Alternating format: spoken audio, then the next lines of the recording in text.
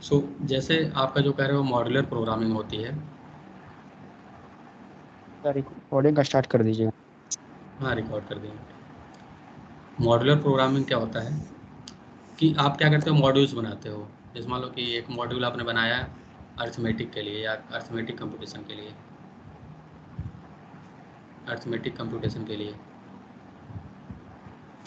ऐसे अगर आपने एक मॉड्यूल बनाया इनपुट आउटपुट के लिए, और ऐसे ही एक मॉड्यूल आपने बनाया, सपोज करो कि अर्थमेटिक हो गया, इनपुट आउटपुट हो गया, और ऐसे ही मतलब कुछ कॉम्प्लेक्स ऑपरेशन के लिए आपने एक मॉड्यूल बनाया जो फिक्स है, क्या कॉम्प्लेक्स ऑपरेशन आप परफॉर्म करोगे। तो ये 3 मॉड्यूल्स हैं। तो जब मॉड्यूलर प्रोग्रामिंग में होता क्या है कि जैसे मान लो कि मैंने एक ये जो तीनों मिला के मैंने एक कोई प्रोजेक्ट बनाया जो पर्टिकुलर कोई टास्क कर रहा है। तो सपोज करो कि हमें एक नया प्रोजेक्ट बनाना है, तो हम क्या करेंगे, सीधे अर्थमेटिक, मान लो उसमें भी हमें अर्थमेटिक कंप्यूटेशन यूज़ करना है, तो हम क्या करेंगे, इसको यहाँ यूज़ कर लेंगे सीधे। समझ में आ रहा है ना। तो ये क्या हो गया, जो यस। मॉड्यूल वाइज बनाओगे तो एडवांटेज क्या होगा कि एक मॉड्यूल को जो आपने बनाया है उस मॉड्यूल को आप दूसरे प्रोजेक्ट में भी इंटीग्रेट कर सकते हो। तो ये होता है मॉड्यूलर प्रोग्रामिंग। जो नेक्स्ट आप कर रहे हो टॉप डाउन प्रोग्रामिंग।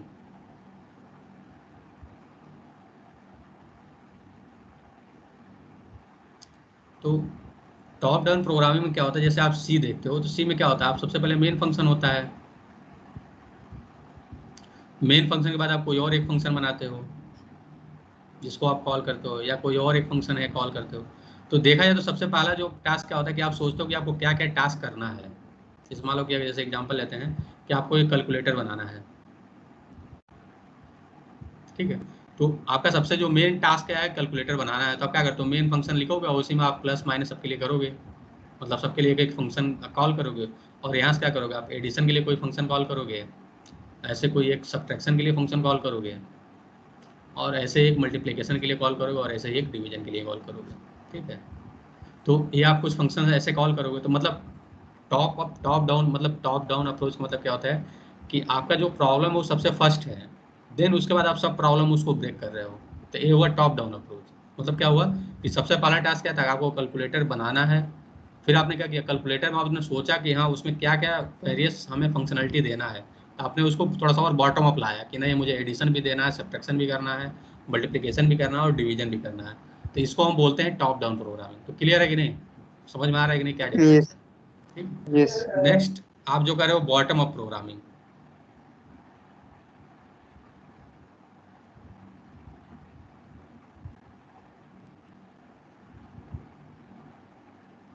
तो बॉटम अप प्रोग्राम क्या होता है, सबसे पहले ये जो आपने एक तरह से कहा जाए, जब आप बॉटम अप प्रोग्रामिंग करते हो तो सबसे पहले क्या करते हो, आप सबसे पहले सब मॉड्यूल बनाते हो, मतलब छोटे छोटे मॉड्यूल्स बनाते हो।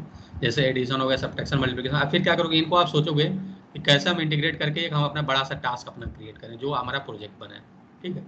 मतलब कहने का मतलब है कि जैसे इसमें क्या था कि सबसे पहले आप सोच रहे थे प्रॉब्लम क्या है, फिर उसके सब मॉड्यूल क्या है। तो आप प्रॉब्लम सबसे पहले लिख दिए, मतलब यहाँ मेन फंक्शन बना दिया, इसमें आप फंक्शन ऑलरेडी कॉल करो, फिर उन फंक्शन को आप यहाँ डेवलप करना शुरू किए। जबकि अब बॉटम अप में जाओ तो क्या होगा, सबसे पहले आप फंक्शंस बनाओगे, अब फिर इन फंक्शंस को इंटीग्रेट करोगे एक मेन फंक्शन से जो आपको कॉल करेगा। तो ये हुआ बॉटम अप अप्रोच। ठीक है। तो देखा जाए तो सब में क्या है, सब में आप एक टास्क को ही सॉल्व कर रहे हो, बस आपका जो थिंकिंग है, जो प्रॉब्लम टेकल करने का तरीका है वो डिफरेंट है। क्लियर है ना। यस सर, एक एनी और डाउट। Structured programming. क्या बोल रहे हो, हाँ बोलो एक बार और। स्ट्रक्चर्ड प्रोग्रामिंग क्या होती? स्ट्रक्चर्ड प्रोग्रामिंग क्या होती है। Yes sir.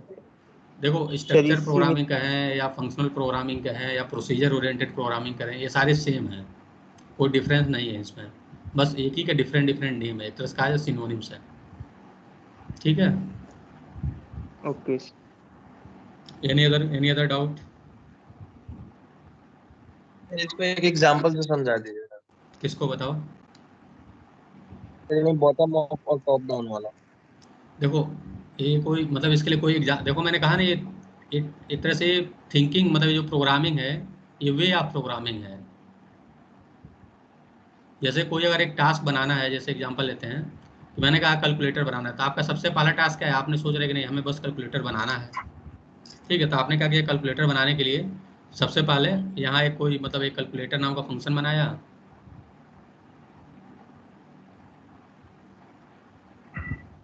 ठीक है। और इसके अंदर आपने कहा कि नहीं हम एडिशन के लिए कॉल करना हो तो एडिशन का फंक्शन कॉल करेंगे। फिर आपने कहा सब्ट्रैक्शन के लिए कॉल करना है तो सब्ट्रैक्शन का फंक्शन कॉल करेंगे, सब्ट्रैक्शन का हमें परफॉर्म करना है तो आपने बस यहाँ फंक्शन दे दिया, ऐसे आपने यहाँ मल्टीप्लिकेशन के लिए दिया और ऐसा आपने डिवीजन के लिए दिया। तो आपने ये कहा जाए तो एक मेन फंक्शन बनाया जो आपका बता रहा है क्या क्या काम करना। अब क्या किया आपने, अब आपका जो मेन टास्क है अब एक एक फंक्शन को हैंडल करना है, सब्ट्रैक्शन मल्टीप्लिकेशन डिवीजन। तो आपने क्या किया, सबसे पहले एडिशन का प्रोग्राम बनाया कि एडिशन कैसे करना है तो उसके लिए फंक्शन बनाया। ऐसे आपने सब्ट्रैक्शन के लिए बनाया और ऐसे ही आपने सपोज करो मल्टीप्लिकेशन के लिए बनाया और ऐसे ही आपने क्या किया सपोज करो डिवीजन के लिए बनाया। तो इस केस में क्या हो रहा है, देखो आपका जो सबसे जो मेन टास्क था आपने सबसे पहले किसको टेकल किया, कैलकुलेटर बनाने का प्रोग्राम टेकल किया। देन Yes, उसके sir. बाद आपने एडिशन के बनाया, सब्ट्रैक्शन के बनाया, डिवीजन के बनाया, देन मल्टीप्लिकेशन बनाया। एक तरह से देखा जाए तो आप टॉप से बॉटम आ रहे हो। Yes, sir. क्लियर है? तो इसको इसलिए हम Yes, कहते sir. हैं टॉप डाउन प्रोग्रामिंग बोलते हैं। ठीक है, सर अगर मैं कहूँ बेसिकली सी में हम यही करते थे, मतलब सी में इसी तरह का प्रोग्रामिंग करते थे। ऐसे ही आप करते हो बिल्कुल, तो ठीक है। Yes sir. लेकिन ऐसे ही आपका होता है बॉटम अप।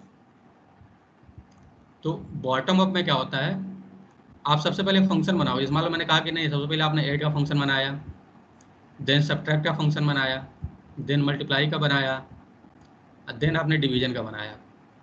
फिर क्या किया, इनको आपने इंटीग्रेट किया कैलकुलेटर में। मतलब एट लास्ट आप कैलकुलेटर का जो प्रोग्राम बना रहे हो ये क्या हो, बॉटम से अप। मतलब क्या कहें कि आपने सबसे पहले देखा कि सबसे पहले स्मॉल स्मॉल टास्क क्या करना है आपको उस प्रोजेक्ट में। सबसे पहले क्या किया, उनको आपने डेवलप किया और देन फिर उनको आपने इंटीग्रेट करना शुरू किया। मतलब आप मतलब एक तरह से कहा जाए अप साइड आना शुरू किए जो मेन आपका टास्क करना था। तो इसको हम क्या बोलते हैं, बॉटम अप प्रोग्रामिंग बोलते हैं। सर ये तो सी में नहीं हो पाता है ना, ऐसे तो नहीं करते हैं सी में। सी में एक्चुअली जो स्ट्रक्चर होता है प्रोग्राम का वो आपका हमेशा टॉप डाउन ही होता है, इसलिए इसको टॉप डाउन बोलते हैं। जैसे अभी C++ पढ़ोगे तो उसमें देखोगे सबसे पहले आप क्लासेज डिसाइड करोगे। तो जब आप क्लासेज बना लोगे देन आप क्या करोगे, आप एक तरह से जो मेन फंक्शन है या जहाँ से आप ऑब्जेक्ट कॉल करोगे वहाँ से कॉल करोगे। इसलिए जो C++ होता है वो बॉटम अप में जाता है और सी को कहा जाता है कि आपका टॉप डाउन होता है। मतलब ठीक है, जब बेसिकली आप सी में दोनों काम कर सकते हैं, बॉटम और अप भी और टॉप डाउन भी। देखो कहने का मतलब है ना कि जैसे जो C++ का जो प्रोग्राम का स्ट्रक्चर होता है हमेशा क्या होता है, टॉप डाउन होता है। क्योंकि क्या होता है, सबसे पहले मेन फंक्शन होता है, मेन फंक्शन से आप दूसरे फंक्शन कॉल करो फिर दूसरे फंक्शन, इसलिए कहा जाता है टॉप डाउन प्रोग्रामिंग है। लेकिन यस सर। प्रोग्रामिंग क्या है, जो आपको जो मैंने बताया है, जो टॉप डाउन प्रोग्रामिंग या बॉटम अप प्रोग्रामिंग, ये आपकी थिंकिंग है कि आप किस तरह से प्रोग्राम को डेवलप करते हो। ठीक है, यस सर। सर एनी ये अदर ये डाउट? पाइथन प्रोग्रामिंग में आएगा ना? क्या बोल रहे हो? सर पाइथन मॉड्यूलर प्रोग्रामिंग में आएगा ना? हाँ, पाइथन में जैसे मॉड्यूल्स बनते हैं, मॉड्यूलर प्रोग्रामिंग है वो, बिल्कुल। सर ये जो बॉटम अप वाला है सर, इसका एक एग्जांपल सर समझा दीजिए सर। मतलब सी प्लस प्लस में बेसिकली करके बता दीजिए कैसे वर्क कर रहा है, तो तो सर अभी बिना जब मेन C++ देखो, अभी मतलब जब आपको C++ जब प्रोग्राम बनाना, ठीक है, जब अभी बताना शुरू करेंगे जब क्लासेज और ऑब्जेक्ट, उसमें फिर पूछना, हम तुम्हें फिर से बताएंगे, तब थोड़ा थोड़ा तुम्हें ज़्यादा क्लियर होगा। ठीक है, ओके सर ओके। ठीक है। एनी अदर डाउट बताओ, इसके अलावा एनी अदर डाउट्स?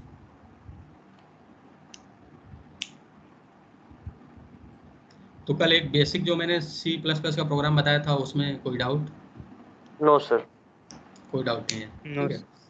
तो आपका अगर मैं आपको कहूँ कि एक बेसिक C++ का प्रोग्राम बनाया है प्रिंसिपल इंटरेस्ट कंप्यूट करने के लिए, तो आप बना ले जाओगे? Yes sir. सभी लोग जो C पढ़े हैं या C++ जिनको नहीं आती उनके लिए मैं यस बात सर। कर रहा हूँ। Yes sir. सभी लोग इसमें कंफर्टेबल है ना? Yes sir. Yes sir. तो अगर हमें एक प्रोग्राम बनाना हो तो आप हमें बताइए, मैं यहाँ स्टेप्स लिख रहा हूँ और फिर मैं उसको करेक्ट करूँगा। जो हमें प्रोग्राम किसको बनाना है कि write a program to compute simple interest. ठीक है, तो आप इसका प्रोग्राम बताइए कैसे करेंगे हम, बताइए आपको। तो सबसे पहला क्या होगा आपका, header sir file. Header file. As include, और हेडर फाइल क्या होगी, आईओ आईओस्ट्रीम। तो देखिए बहुत लोग क्या करते हैं यहाँ डॉट एच लगाते हैं, क्योंकि जो सी में होते हैं सी में डॉट एच लगाया जाता है। लेकिन आप जान लीजिए C++ में कहीं भी डॉट एच नहीं होता, सीधे क्या होता है, आईओ स्ट्रीम होता है या स्ट्रीम होगा, ठीक है, या मैथ होगा। क्लियर है ना? फिर अगला क्या होगा यस आपका, sir. Using using name space STD. और एसटीडी। देन क्या होगा आपका, इंट मेन। और इसके अंदर क्या करना है आपको, दो चीज़ें इंटर करानी है। क्या क्या इंटर कराना है आपको, वेरिएबल आपको, मतलब तीन कराना है। प्रिंसिपल कराना है, रेट कराना है और टाइम। ठीक है, टाइम। तो आपको सबसे पहले सोचना होगा कि प्रिंसिपल का डेटा टाइप क्या होगा, मतलब इंटीजर लें या फ्लोट लें, आपको सोचना सब पड़ेगा। float लेंगे। ऐसे आपका जो टाइम है वो आपका इंटीजर या फ्लोट होगा, या जो रेट है इंटीजर या फ्लोट होगा। तो कौन कौन सा किस तरह का डेटा टाइप यूज करोगे प्रिंसिपल के लिए? प्रिंसिपल सपोज मैंने इंटीजर होगा और प्रिंसिपल कह रहे हो आप इंटीजर होगा, ठीक है बिल्कुल। और बताइए सर रेट फ्लोट हो सकता है। सर फ्लोट क्या रेट क्या होगा? फ्लोट, टाइम भी रेट फ्लोट हो सकता है, रेट फ्लोट हो जाएगा, टाइम इंटीजर फिर से फ्लोट। टाइम सपोज मुझे ईयर्स में Integer। देना, ईयर सी सर देना है तो इंटीजर। सर इंटीजर होगा। इंटीजर होगा, ठीक है। रेट तो इंटीजर होगा। रेट मतलब आपका फ्लोट हो गया, प्रिंसिपल और टाइम आपका कितना हो गया? इंटीजर इंटीजर हो होगा। गया। अब आपको क्या निकालना है? Simple interest. तो सिंपल इंटरेस्ट क्या होगा आपको जानना चाहिए कि फ्लोट होगा कि इंटीजर होगा, किस तरह का डेटा होगा? फ्लोट फ्लोट फ्लोट होगा। क्लियर है क्यों फ्लोट होगा? यस सर फ्लोट हो क्योंकि सकता है। जो इंटरेस्ट आएगा हो सकता है वो इसमें 2.5 रेट रुपीज आ जाए या यस सर यस 100.50 रुपीज आ जाए, 100.5 आ जाए, कुछ भी आ सकता है। इसलिए क्या करना यस होगा आपको? फ्लोट। तो जब भी कोई प्रोग्राम बनाइए तो आप सोचिए कि जो वेरिएबल्स आप यूज़ करोगे या जो डेटा यूज़ करोगे वो किस टाइप के लोगे, जिससे क्या होगा आपका एक्यूरेसी ज़्यादा रहे। जैसे मान लो अगर मैं कहूँ कि जो सिंपल इंटरेस्ट था उसको मैं इंटीजर ले लेता तो क्या दिक्कत आती? पता चलता कि जो मुझे इंटरेस्ट मिलता 1.5 रुपीज़ तो हो जाएगा 1 रुपीज़। क्लियर यस है ना? सर तो इसलिए डेटा टाइप को यस सबसे पहले ध्यान रखना चाहिए किस तरह का डेटा टाइप आपको यूज़ करना है। तो आपने ये डेटा टाइप्स ले लिया। अब नेक्स्ट क्या करना है? इन डेटा के लिए आपको इनपुट्स लेना है यूजर से। तो इनपुट के लिए क्या यूज़ करोगे आप?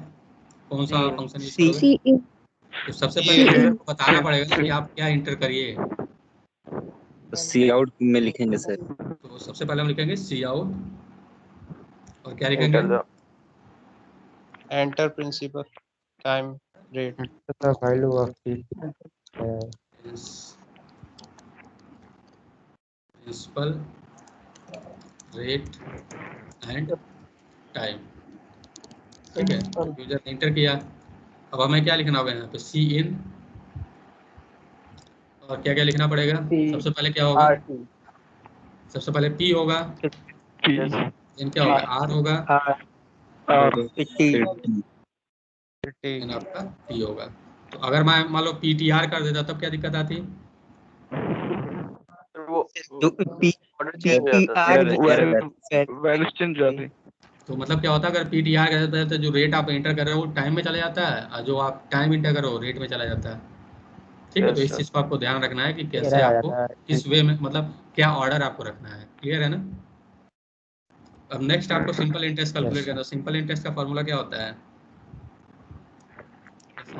TRT upon LT. Into R into T. और इसको किस में रखना पड़ेगा? पैरेंथेसिस में रखना पड़ेगा कि नहीं? यस सर क्योंकि सबसे पहले पीआरटी कंप्यूट होगा, देन उसके बाद किससे डिवाइड करोगे? 100 से ठीक है। तो इसको हमें प्रिंट कराना है यूजर को, तो क्या लिखेंगे हम? सी आउट सी आउट। इसके बाद क्या लिखना होगा? The arrow sir. Sir arrow गलत हो गया। सी आउट के बाद एरो गलत। ठीक है, द सिंपल इंटरेस्ट इज। अब हमें क्या डिस्प्ले कराना है? ऐसा समझ में आ रहा है ना? इतना क्लियर है? अगर हम इसको रन करना है, और मैं आपको थोड़ा सा बता रहा हूँ जो जनरली लोग मिस करते हैं। तो सपोज जो मैंने दे दिया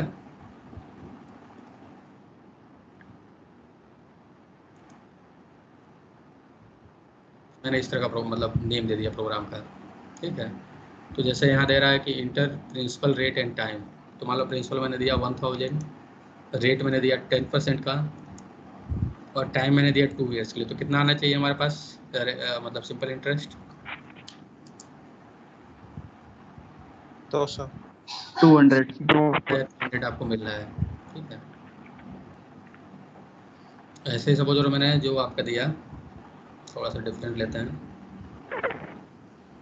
100 रुपीज़ दिया, रेट ऑफ इंटरेस्ट था 1.5 और 1 ईयर के लिए दिया। 100 नहीं 10 रुपीज़ दे दो, रेट ऑफ इंटरेस्ट 1.5 है और 1 ईयर के लिए दो, तो कितना आएगा रेट ऑफ सिंपल इंटरेस्ट? 1.15 1.5 0.15 आ रहा है, 0.15 सही है। Yes sir. सही है, क्योंकि अगर आप 15% लेते हैं तब कितना होता है आपका 1.5 आता है, ठीक है। लेकिन यहाँ रेट ऑफ इंटरेस्ट कितना है 1.5 है, इसलिए कितना आ रहा है 0.15। तो हमेशा एक चीज़ और देखिएगा, जो जैसे यहाँ अभी कोई इसमें प्रॉब्लम नहीं आ रही है, जैसे अगर देखा जाए इसमें, तो मैंने क्या किया यहाँ स्पेस यूज किया है जो फाइल नेम है, ठीक है। तो जब भी आप फाइल नेम देते हो तो फाइल नेम का नेमिंग कन्वेंशन वही यूज करिए जो आप वेरिएबल नेमिंग कन्वेंशन यूज करते हो। क्लियर है ना? मतलब सर जैसे जैसे जो वेरिएबल के लिए आप नेमिंग कन्वेंशन यूज करते हो कि नहीं करते हो, जैसे Yes, कोई sir. एक वेरिएबल बनाते हो आप, जैसे एग्जांपल लेते हैं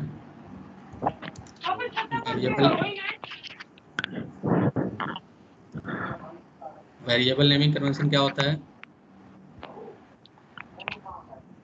सर इसमें अल्फाबेट डिजिट और अंडरस्कोर अंडरस्कोर लिया तो वेरिएबल नेमिंग कन्वेंशन इसमें C++ में क्या होता है कि आप जब कोई वेरिएबल बनाओगे तो वो किससे बनना चाहिए, किसका कॉम्बिनेशन होना चाहिए, अल्फाबेट्स का होना चाहिए, उसके बाद डिजिट्स होने चाहिए एंड अंडरस्कोर। ये तीन ही चीज़ें अलाउड होती हैं वेरिएबल में। क्लियर है?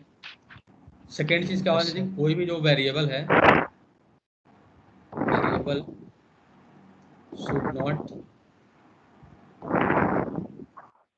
स्टार्ट विथ डिजिट, मतलब डिजिट से स्टार्ट नहीं होना चाहिए। क्लियर है?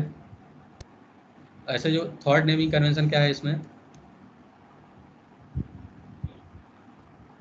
वेरिएबल नेम कीवर्ड से मैच नहीं करना चाहिए। Variable should not be A keyword.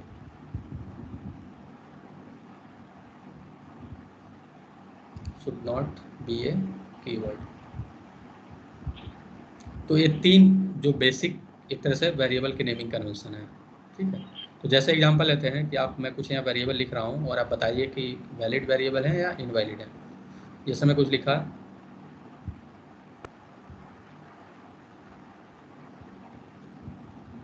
कुछ मैंने ऐसे एक वेरिएबल नेम लिखा इंट SI इंटरेस्ट, तो ये क्या वैलिड है या इनवैलिड है? इनवैलिड इनवैलिड है सर। इनवैलिड क्यों है? स्पेस क्योंकि बीच में स्पेस है, Space. क्योंकि जबकि यहाँ बताया गया क्या होना चाहिए, अल्फाबेट्स होने चाहिए, डिजिट्स होने चाहिए और अंडरस्कोर, इसके अलावा कोई, लेकिन यहाँ क्या है आपका स्पेस है, इसलिए क्या है आपका इनवैलिड है।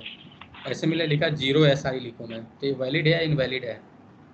इनवैलिड है। रीजन क्या है? क्योंकि अभी यहाँ स्टार्ट किससे हो रहा है, डिजिट से हो रहा है, जबकि वो आपका नहीं होना चाहिए, ठीक है। ऐसे ही सपोज करो मैं यहाँ लिख रहा हूँ यूजिंग लिखूँ मैं, मान लो मैं लिख रहा हूँ इंट यूजिंग, तो ये वैलिड है या इनवैलिड है? इनवैलिड है सर, कीवर्ड यूज इनवैलिड। क्यों इनवैलिड है? कीवर्ड कीवर्ड है। तो रीजन देखो, कीवर्ड कैसे जानोगे, तो जब भी कोई एक प्रोग्राम बनाते हो तो जो भी बोल्ड में होता है वो क्या होता है, कीवर्ड होता है। जैसे इस केस में देखोगे यूजिंग क्या है आपका, कीवर्ड है। नेम स्पेस क्या है आपका, कीवर्ड है। यहाँ इंट क्या है, कीवर्ड है। यहाँ फ्लोट क्या है, कीवर्ड है। क्लियर है ना? तो कीवर्ड कैसे आप प्रोग्राम में जानोगे, क्लियर है कि नहीं? Yes sir. ये ठीक है। तो जैसे यहाँ देखो यूजिंग क्या है, कीवर्ड है, तो इसलिए क्या हो रहा है यहाँ पे आपका, ये आपका वैलिड नेम नहीं है, ठीक है। एक चीज़ और होता है C प्लस, मतलब C और C+ में थोड़ा सा डिफरेंट होता है कि जैसे C में क्या होता है ना कि कोई भी कीवर्ड की एक जो मैक्सिमम लेंथ होती है, length of a variable is limited to 32 characters in C। मतलब C में कहा जाए कि अगर कोई एक वेरिएबल बना रहा हो तो उसकी लेंथ मैक्सिमम 32 कैरेक्टर्स होगी, उससे ज़्यादा नहीं हो सकती है। क्लियर है ना? अगर उससे ज़्यादा रखोगे, जैसे एग्जांपल लेते हैं कि मान लो मैंने मान लो मैंने प्रोग्राम बनाया, एक मान लो वेरिएबल बनाया इंट A B से लेके Z तक हो गया, फिर क्या हुआ 0 1 2 3 4 5 6 और 7, मैंने कुछ एक वेरिएबल नेम दिया। और ऐसे ही मैं एक और वेरिएबल नेम बना रहा हूँ इंट A B से लेके Z 0 1 2 3 4 6। तो अगर C में जाएंगे तो ये दोनों सेम होंगे या डिफरेंट होंगे? से डिफरेंट होंगे सेम होने क्योंकि सेम ही होंगे। सेम होंगे क्यों सेम होंगे? सर 32 लेगा तो सर 7 वाला 32 को तक मिलेगा। मिलेगा। मतलब कहा जाता है कि 32 तक लिमिट होती है, तो अगर आप देखोगे तो ये फर्स्ट 32 कैरेक्टर से है इसके, और इसका भी फर्स्ट 32 कैरेक्टर्स कितने हैं, ये हैं। तो क्या होता है, देखो सी में जाओगे तो जो इसके बाद वाले जो कैरेक्टर्स होते हैं वो इग्नोर कर दिए जाते हैं। जैसे 7 है तो ये 7 इग्नोर हो जाएगा, क्या हो जाएगा, मतलब ये कीवर्ड आपका एक तरह से देखा है तो जो वेरिएबल नेम केवल बस इतना ही है, और ये भी क्या है वही सेम वेरिएबल नेम है, तो इसलिए क्या है दोनों आपके सेम। क्लियर है ना, समझ में आ रहा है कि नहीं मैं क्या कह रहा हूँ? सी प्लस प्लस में भी सेम ही होगा या इनवैलिड शो कर देगा? तो C++ में आपका डिफरेंट होगा। सबसे पहले हम सी में देखते हैं, जो मतलब थियोरेटिकल जो नॉलेज है उसके हिसाब से कहा जाता है कि सी में 32 लिमिट होती है, जबकि C++ में कोई लिमिट नहीं होती है। ठीक है, तो अगर आप सी में देखना चाहते हो तो सी का सबसे पहले देखते हैं।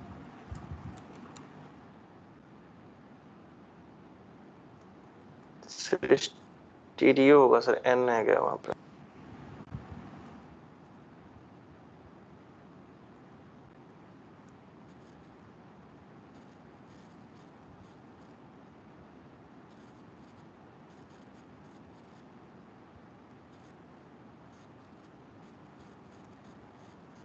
ठीक है, अगर देखोगे तो इसमें सारे करेक्टर्स हैं अलग अलग।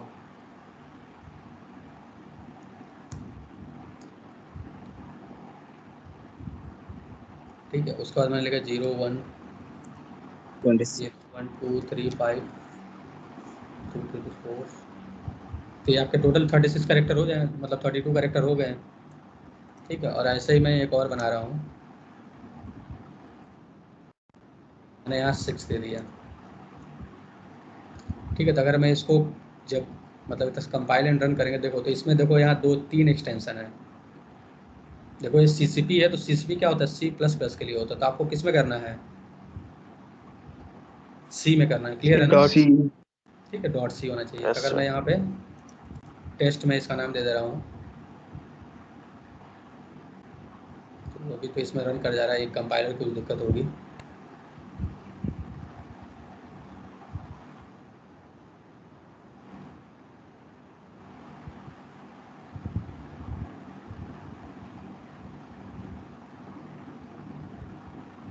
वैसे काम नहीं करना चाहिए, आप देखिएगा टर्बो सी वगैरह में रन करा के देखिएगा। ठीक है, एक बार ट्राई करिएगा।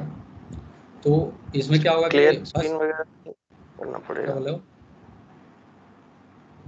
तो देखो इसमें क्या होता है कि ये जो हमेशा क्या होगा ना, आपको मालूम है कि कोई भी एक प्रोग्राम लिख रहे हो तो सेम नेम के 2 वेरिएबल नहीं हो सकते हैं।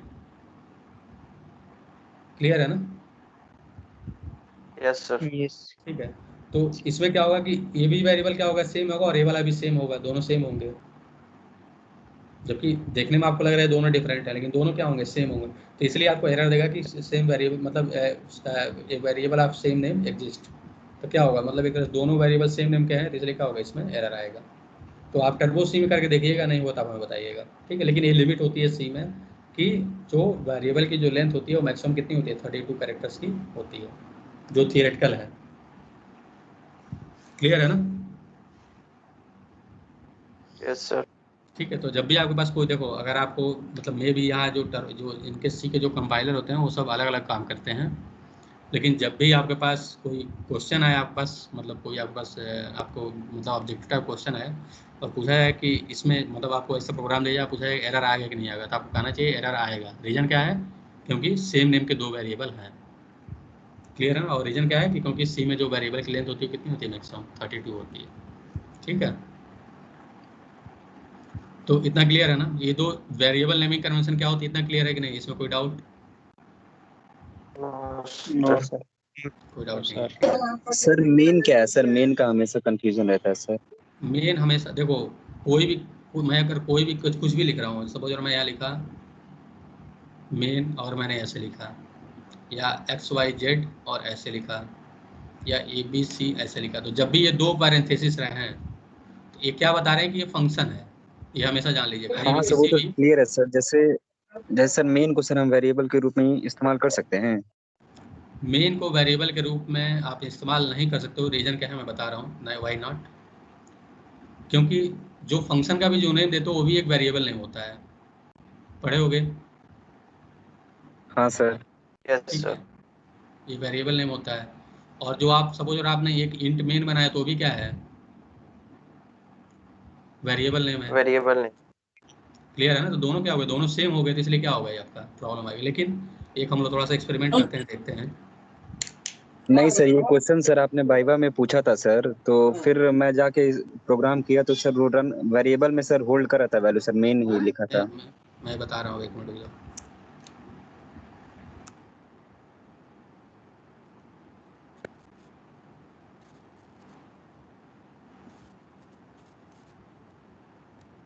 जैसे इस केस में ले लो आप,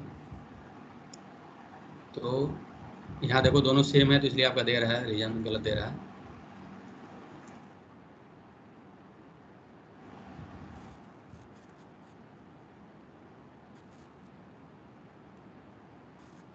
तो इस केस में देखो काम कर रहा है, रीजन क्या है। लेकिन अगर सपोज मैं यहाँ लिखूँ, मैंने यहाँ मैं लिख दूँ,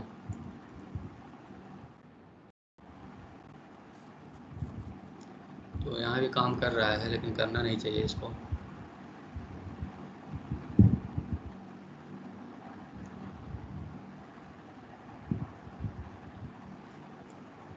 क्योंकि या तो ये पॉइंट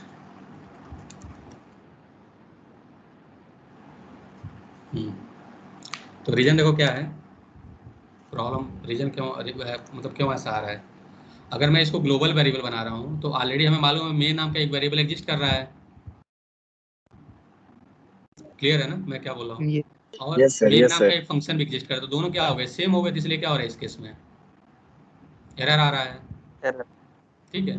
लेकिन अगर मान लो मैं ग्लोबल वेरिएबल्स हटा दूं, तो अगर देखोगे तो ये यहाँ एक मेन नाम का वेरिएबल है, लेकिन क्या है ये लोकल है। ठीक है। तो लोकल है तो रीजन क्या क्यों क्यों डिफर आ रहा है, क्योंकि ये जो वेरिएबल है केवल इसके अंदर मालूम है, एफ के अंदर क्या है, इसके बाहर नहीं मालूम कि मेन नाम का कोई वेरिएबल एग्जिस्ट करता है, तो इसलिए क्या है आपका इस केस में वर्क कर रहा है।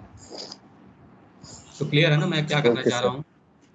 यस तो सर, यस हमेशा सर। एक चीज़ हमेशा याद रखिएगा, जो मतलब मेन जो होता है, मतलब मेन भी क्या है, एक तरह से वेरिएबल नेम होता है। हमेशा यहाँ लोग जितने भी प्रोग्राम बनाओगे, तो फंक्शन नेम हो चाहे वेरिएबल नेम हो, हमेशा यूनिक होने चाहिए, सेम नहीं होने चाहिए। अगर स्कोप सेम है तो सारे दोनों क्या होने चाहिए, अलग अलग होने चाहिए, नेम उनका अलग अलग होना चाहिए। ठीक है। Okay sir.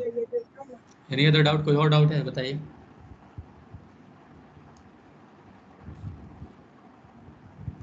तो कंटिन्यू करें, आगे बढ़ें।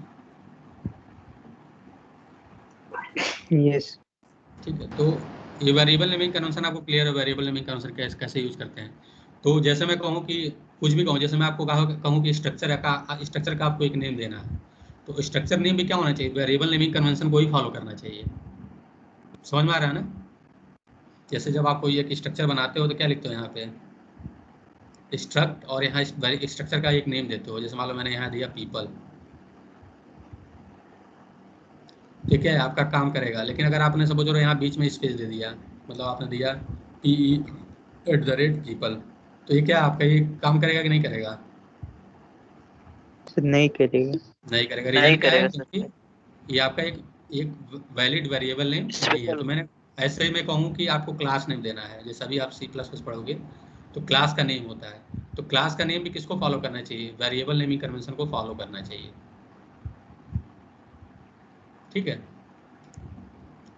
तो वेरिएबल नेमिंग कन्वेंशन कहाँ कहाँ यूज होगा, ये क्लियर है कि नहीं? कहाँ कहाँ यूज होगा? सबसे पहले जहाँ वेरिएबल बनाओगे उसको यूज करना है, वहाँ पे मतलब वो सेम फॉलो करना चाहिए। दूसरा क्या होना चाहिए, फंक्शन का जो नेम होगा वो भी क्या करना चाहिए, फॉलो करना चाहिए। ऐसे आपका जो स्ट्रक्चर का जो नेम है, स्ट्रक्चर और यूनियन नेम, वो भी सेम फॉलो करना चाहिए। और थर्ड क्या है, जो ऐसे आपको मैंने कहा कि क्लास बनाना है, तो क्लास नेम भी क्या होना चाहिए, वेरिएबल नेमिंग कन्वेंशन को फॉलो करना चाहिए। तो क्लियर है ना कहाँ क्या यूज करोगे। ऐसे सेम इसी में एक चीज़ और बता दे रहा हूँ, जो आप फाइल इनम नेम लेते नेम। हो, फाइल नेम ये भी सेम फॉलो करना चाहिए, या आप इनम यूज कर रहे हो उसमें भी होना चाहिए। ठीक है। जैसे मैंने अभी फाइल जब सेव कर रहा था, उसका एक मतलब सेव कर रहा था, उसको मैं एक नेम दे रहा था, तो वो भी किसको फॉलो करना चाहिए था, वेरिएबल नेमिंग कन्वेंशन को फॉलो करना चाहिए। ठीक है। जैसे अभी क्या हो रहा था, अभी जब फाइल सेव कर रहे हो तो काम तो कर रहा था, लेकिन जब मोर देन वन फाइल बनाओगे तो देखोगे आप रन कराओगे, आपको प्रोग्राम कोई और रन करेगा। जैसे एक एग्जांपल और लेते हैं हम लोग, शायद कुछ काम कर जाए। अगर इसको मैं रन करा रहा हूँ, ये तो प्रिंसिपल रेट टाइम हो गया।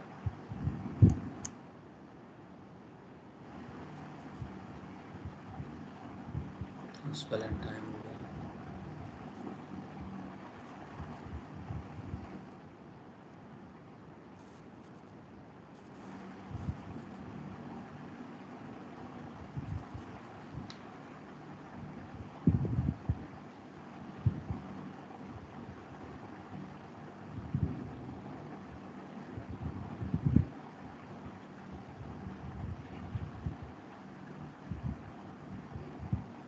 एस सब करे है ना।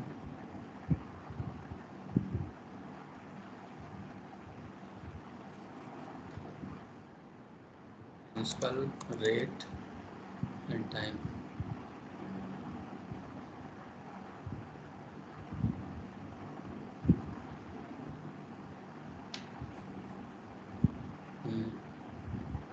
जैसे इस केस में देखो एग्जांपल लेते हैं कि जैसे जो एसएस है, तो एसएस को मैंने कहा कि कंपाइल एंड रन किया तो क्या आ रहा है, प्रिंसिपल रेट एंड टाइम आ रहा है। अगर इसको रन कराओगे तो क्या आया, come principal into principal rate and time. Clear है ना।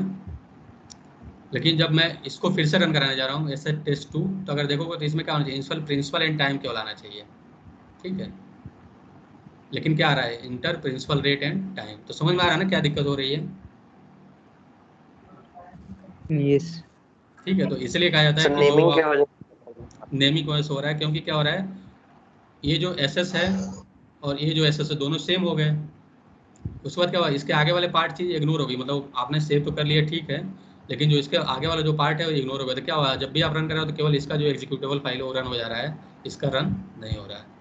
ठीक है, तो इसलिए जब भी कोई फाइल नेम सेव करिए तो उसमें भी क्या करिए आप, मतलब ये हमेशा ध्यान रखिए कि उसमें भी क्या होना चाहिए, वेरिएबल नेमिंग कन्वेंशन फॉलो होना चाहिए। जैसे अगर एग्जांपल लेते हैं कि जैसे है, इसको अगर मैं सेव कर दूं, जैसे यहाँ स्पेस दिया हुआ था, यहाँ मैं स्पेस हटा के इसको अंडरस्कोर कर दूँ और इसको सेव कर दूँ। अब मैं इसको रन कराऊंगा तो देखो प्रिंसिपल एंड टाइम आएगा। क्लियर है ना। यस। ठीक है, तो वेरिएबल नेमिंग कन्वेंशन कहाँ कहाँ यूज़ करना है ये आपको क्लियर है कि कहाँ यूज़ करना है, कहाँ आपको नहीं यूज़ करना है। तो नेक्स्ट हम लोग अभी लास्ट में कितना टाइम बचा है, सर आज के लिए रहने दीजिए इतना ही। आज कुछ पढ़ाई कहाँ है जी, Yes, क्या sir. नहीं रहने दीजिए।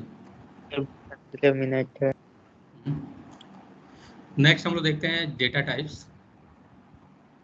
जो C++ में कौन कौन से डेटा टाइप्स होते हैं। तो जो आप सी में पढ़े हो लगभग वही सारे डेटा टाइप्स होते हैं। तो पहला क्या होता है, आपका कैरेक्टर होता है। तो कैरेक्टर की रेंज क्या होती है, मालूम है कितनी होती है। से 0 to साइंड क्या है, 255। देखो हमेशा सर, कैरेक्टर दो अनसाइंड। टाइप होते हैं, एक साइंड होता है, एक यस। अनसाइंड होता है। तो साइंड की रेंज कहाँ से कहाँ तक होती है, -128 to 127। -128 टू +127। और साइंड में अनसाइंड में क्या होता है, 0 to 255। 0 to 0 to 367। ठीक है। तो 0 to 255 होता है। तो इसमें देखो क्या होता है, यहाँ क्यों -128 और यहाँ क्यों 127, कभी आपने सोचा है। सर जीरो का सर वो सर बीच में सर जीरो भी आ जाता है। क्या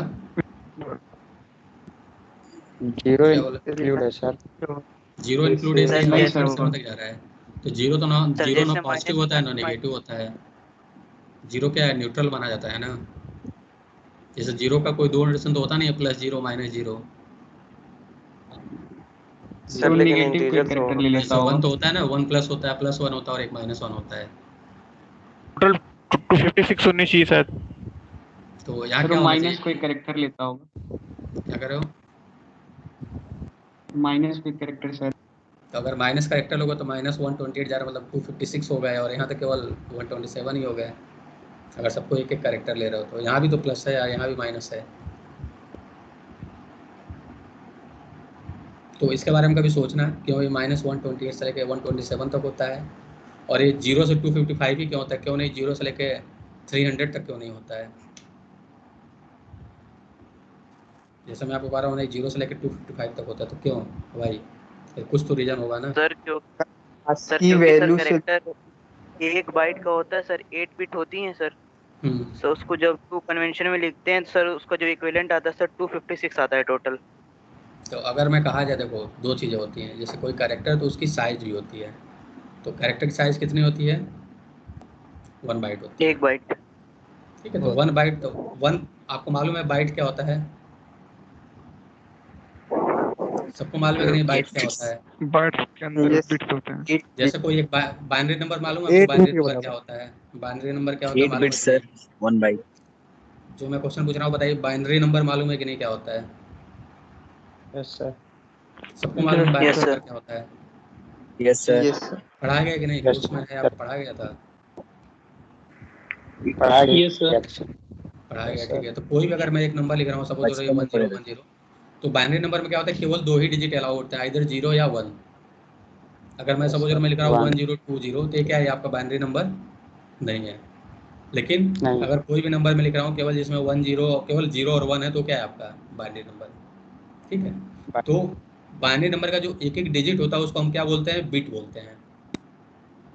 जैसे 1 है तो इसको क्या करेंगे? एक बिट बोलेंगे। 0 क्या है? ऐसे भी एक बिट है। ऐसे 1 क्या है? ये भी एक बिट है। और ये 0 क्या है? ये भी एक बिट है। तो मतलब जो एक डिजिट होता है उसको हम बिट बोलते हैं बाइनरी में। क्लियर है ना? तो जो बाइट होता है हाँ। वो क्या होता है? कॉम्बिनेशन ऑफ 8 बिट होता है। Combination of 8 bit. ठीक है, तो अगर 8 बिट का कोई कलेक्शन है तो उसको हम क्या बोलते हैं? बाइट बोलते हैं। तो जैसे यहाँ 1 बाइट मैंने बोला, तो अगर 1 बाइट मतलब कहा कि मैंने, या तो सारे बिट्स 0 हो सकते हैं, मतलब 8 बिट्स आप लिख रहे हो, सारे 0 हो सकते हैं या सारे 1 हो सकते हैं।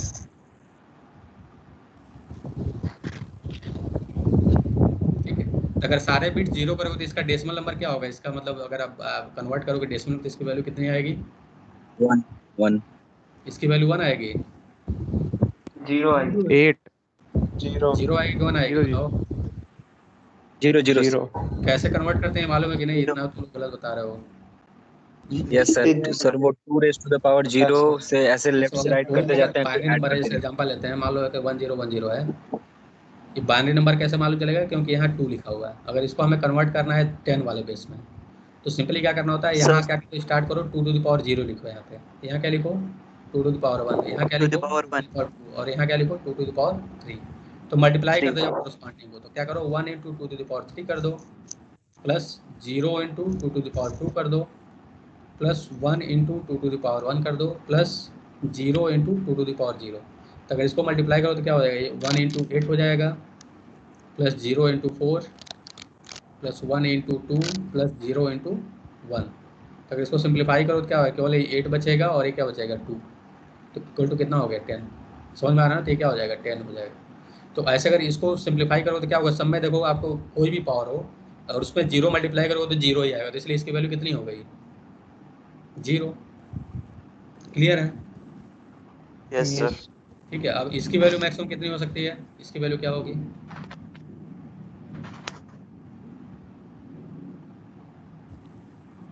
To 256 sir.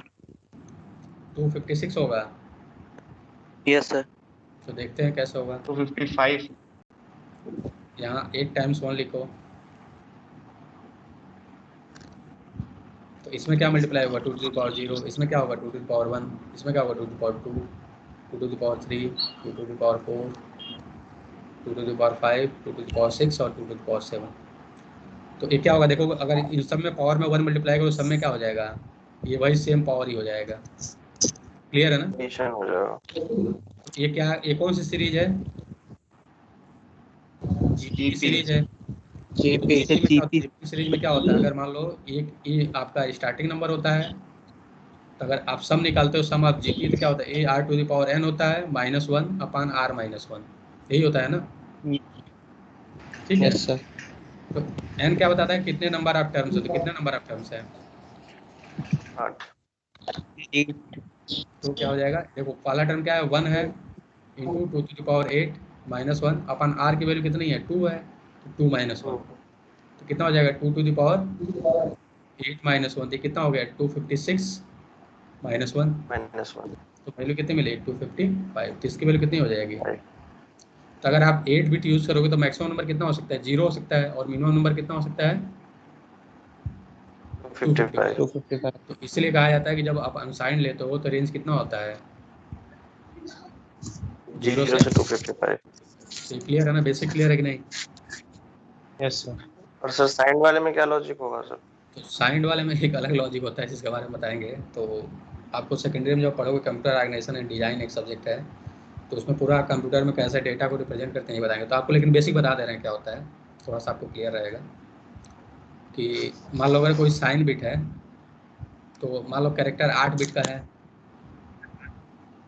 सर यहाँ पे ये जो सर, ठीक है। देखो 8 बिट का होता है, तो सर जब आप 120 देखो बातें मतलब पहले एक बार सुन लो फिर क्वेश्चन पूछना हमसे। तो जैसे मान लो अगर मैं कहूँ कि साइंड कैरेक्टर है, तो क्या होता है, जो एमएसबी होता है ना, एमएसबी और एलएसबी जानते हो कि नहीं क्या होता है? No sir. लीस्ट MSB को बोलते सिग्निफिकेंट हैं बाइट। मोस्ट सिग्निफिकेंट बिट,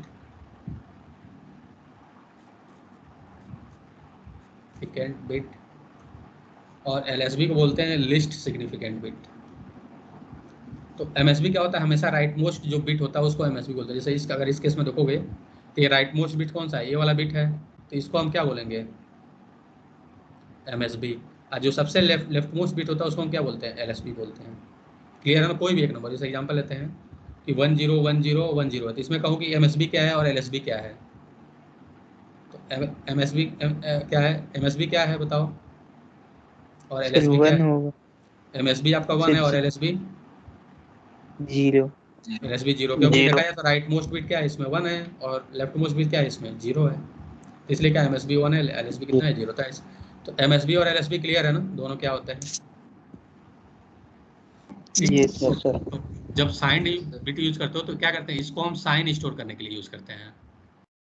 तो साइन जैसे मतलब प्लस हो गया या माइनस हो गया, उसको यहाँ स्टोर करते हैं। अब बाकी जो रिमेनिंग 7 बिट्स होते हैं उसमें हम क्या स्टोर करते हैं, नंबर स्टोर करते हैं। क्लियर है ना? जैसे एग्जांपल लेते हैं कि सपोज जरा मुझे स्टोर करना है +127 स्टोर करना है। तो देखो अगर नंबर पॉजिटिव है तो साइन बिट क्या होता है, 0 होता है।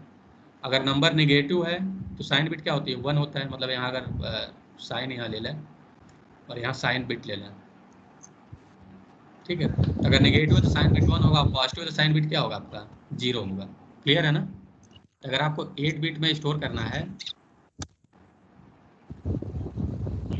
तो जैसे 127 है, तो 127 के लिए मतलब साइन बिट क्या होगा, 0 हो जाएगा यहाँ पे। और 127 को क्या करो, बाइनरी में कन्वर्ट करो तो क्या हो जाएगा, 7 टाइम्स 1 हो जाएंगे। क्लियर है ना? तो क्या हो जाएगा यहाँ 7 टाइम्स 1 हो जाएगा। तो अगर देखा जाए तो केवल 7 ही बिट्स हैं, तो मैक्सिमम नंबर कितना स्टोर कर सकते हैं हम, 127 कर सकते हैं। अब मिनिमम भी क्या होगा, देखो अगर साइन मान लो 0 है तो क्या हो सकता है, +127 हो सकता है। अगर मान लो साइन बिट 1 है तो कितना हो सकता है, -127। क्लियर है ना? यस। समझ में आ रहा है कि नहीं मैं क्या बोल रहा हूँ? Yes sir. ठीक है। तो लेकिन यहाँ रेंज क्या दिया हुआ है, -128 से 127 तक दिया हुआ है। तो ये तो आपको मिल रहा है, जो पॉजिटिव साइड हो तो क्लियर हो रहा है, लेकिन नेगेटिव साइड मैक्सिमम कितना हो सकता है, -128 होना चाहिए, जो आपको बता रहा हूँ मैं। लेकिन अगर आप इससे देख रहे हो तो आपको मैक्सिमम कितना मिल रहा है, -127 मिल रहा है। तो इसके बियॉन्ड रीजन क्या है कि आपको मालूम है कि अगर इस रिप्रेजेंट मतलब अगर आप ऐसे स्टोर करोगे तो +0 के लिए कुछ अलग होगा और -0 के लिए अलग होगा। जैसे +0 अगर इसमें स्टोर करोगे तो साइन बिट क्या होगा, 0 होगा, बाकी सारे बिट 0 होंगे। ठीक है। और माइनस जब 0 स्टोर करोगे तो क्या होगा, साइन बिट 1 होगा, बाकी सारे बिट 0 होंगे। क्लियर है ना? समझ में आ रहा है कि नहीं, क्यों दोनों अलग अलग होंगे? +0 -0। ठीक है। तो इस केस में क्या होता है, आप चूंकि आप जानते हो कि जो +0 और -0 दोनों क्या होते हैं, 0 ही होते हैं, उनकी कोई वैल्यू में डिफरेंस नहीं होता है। ठीक है। तो इसलिए जो ये -0 है इसको हम क्या करते हैं, इसको यूज करते हैं -128 स्टोर करने के लिए। ठीक है। तो इसलिए क्या होता है कि ये जो रेंज होती है, मतलब जो माइनस साइड एक बढ़ जाता है, प्लस साइड क्या होता है, एक कम रहता है, मतलब 127 ही होता है। ठीक है। तो थोड़ा बहुत आपको क्लियर हो गया हो क्यों -128 से लेकर 127 तक होता है और क्यों ये 0 से लेकर 255 तक होता है। ठीक है। बोलो स्नो। सर तो अभी आपको इसके बारे में बहुत डिटेल में जाने की जरूरत नहीं है, बस आप अगर आप पूछ रहे थे तो इसलिए मैंने आपको बता दिया, लेकिन ये आपके आउट ऑफ सिलेबस है। तो जब हम आपको जब आगे जो बता रहे हैं एक सब्जेक्ट है कंप्यूटर ऑर्गेनाइजेशन एंड डिज़ाइन, तो उसमें आपको ऑलरेडी बताया जाएगा कि क्यों रीजन क्या होता है कि -128 से लेकर 127 तक होता है, क्यों 0 से लेकर 255 तक होता है। लेकिन आप लोग क्यूरियोसिटी थी आपको जाने की, इसलिए मैंने आपको बताया। ठीक है, तो कैरेक्टर की रेंज क्लियर है ना, क्या होता है, मतलब कैरेक्टर कहाँ से कहाँ तक स्टोर होगा, कहाँ से। जैसे एग्जांपल लेते हैं कि मैंने एक प्रोग्राम लिखा, उसमें लिखा कैर, मतलब सपोज करो मैं इसको अनसाइंड बनाता हूँ, तो मैं लिखा अनसाइंड कैर a = 256 और मैं यहाँ लिख रहा हूँ सी आउट ए, तो क्या प्रिंट होगा?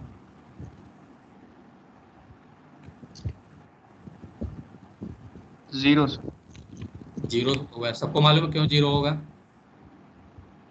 यस सर, कन्वर्ट कर देगा Yes, सर उसको। तो देखो हमेशा क्या होता है, आपको मालूम है कि जो अनसाइंड जो होता है उसकी रेंज कितनी होती है? 0 से लेके 255। तो जैसे अगर आप यहाँ जाओगे तो क्या होता है, रिवर्स होकर सीधे यहाँ आ जाता है। मतलब जैसे इसमें +1 ऐड करोगे तो किसमें आ जाएगा? 0 में आ जाएगा। ठीक है, या मान लो अगर 0 माइनस आपने 1 किया तो क्या होगा, सीधे कन्वर्ट होकर इस साइड चला जाता है। मतलब अगर सपोज मैं यहाँ लिखता a = मैं 0 लिखता और सी आउट a-1 प्रिंट कराता। ठीक है, तो a-1 करते क्या होता है, 0 - 1 तो क्या होता है, 0 से क्या प्रिंट होगा, सीधे इस साइड चलेगा, तो क्या वैल्यू प्रिंट होगी? 255। तो ये क्लियर है ना क्यों कैसे ये काम करता है? yes sir. ठीक है, तो कल हम लोग इसके बारे में और पढ़ेंगे। ठीक है, तो क्लास हम लोग ये अटेंड करेंगे। कल आपको जो भी डाउट होगा इससे रिलेटेड आप पूछ लीजिएगा। ठीक है सर वीडियो अपलोड कर दीजिएगा। हाँ बिल्कुल, वीडियो अपलोड कर देंगे। ठीक है सर अभी तक का जो ये सर ये पीपीटी है इसको भी भेज दीजिएगा। ठीक है, मैं पीपीटी से सर ये वीडियो का लिंक शेयर कर दीजिएगा। सर कौन सा चैनल है सर?